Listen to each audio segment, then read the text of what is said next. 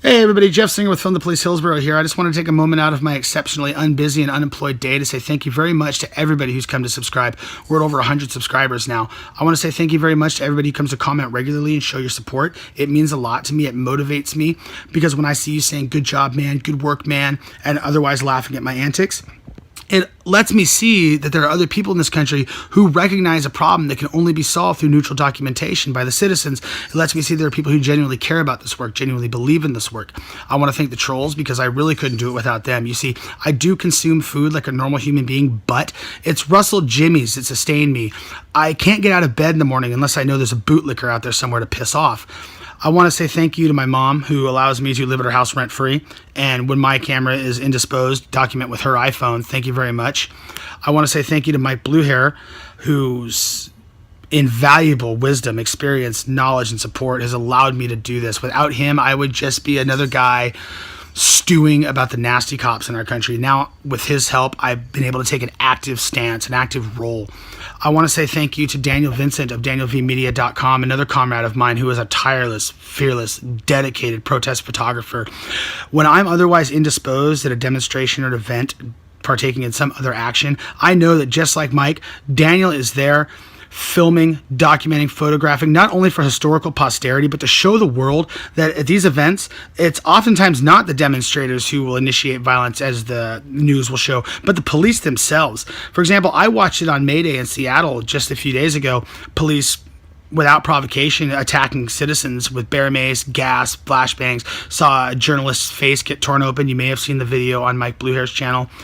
And so the work of Daniel is extremely important, and he's just a great guy. DanielVmedia.com. He's wonderful people, does great work.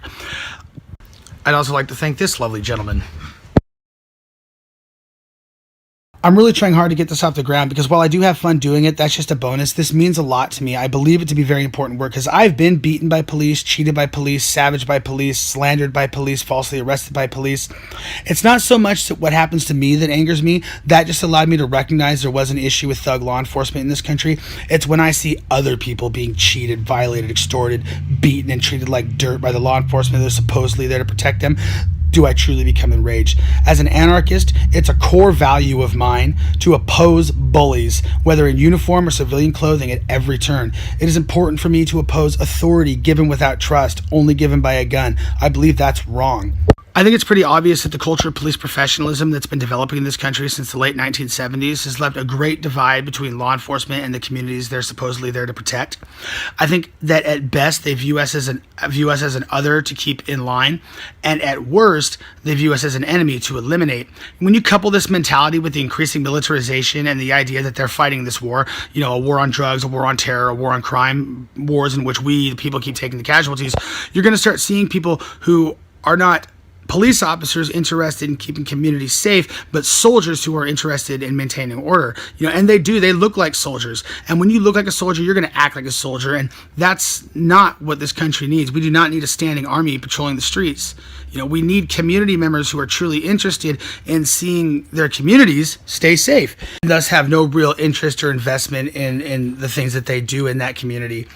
And I think the first step toward this is eliminating snitch culture. The idea that we need to call the police to solve our problems, that we need to call the police on our neighbors, that we need to call the police on the homeless that are minding their own business, that we need to call the police on a guy smoking crack in an outhouse. I mean, it's ridiculous. Victimless crimes are not a reason to call the police because that's how people get killed. James Chassie was a man in Portland, Oregon who was taking a leak on the side of a building.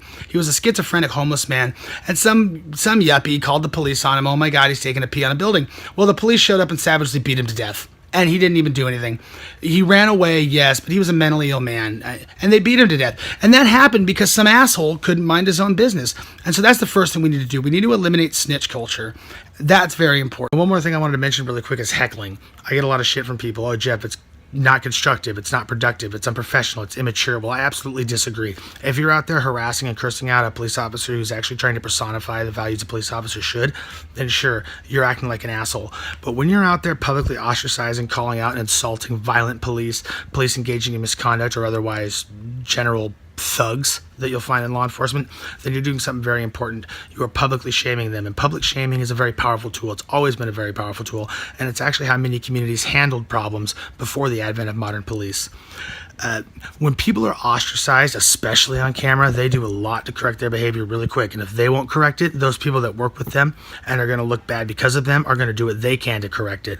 So you better believe that shaming, heckling is a very powerful tool, and it's a very powerful weapon in your arsenal. Anyways, thank you guys for listening. I know this was supposed to be a thank you video. It turned into a rant, but again, thank you very much for coming here to subscribe, to watch, to comment. I'm happy to have you here, and I'm happy to be doing this, and I hope to be doing it for a very long time. Thanks, guys.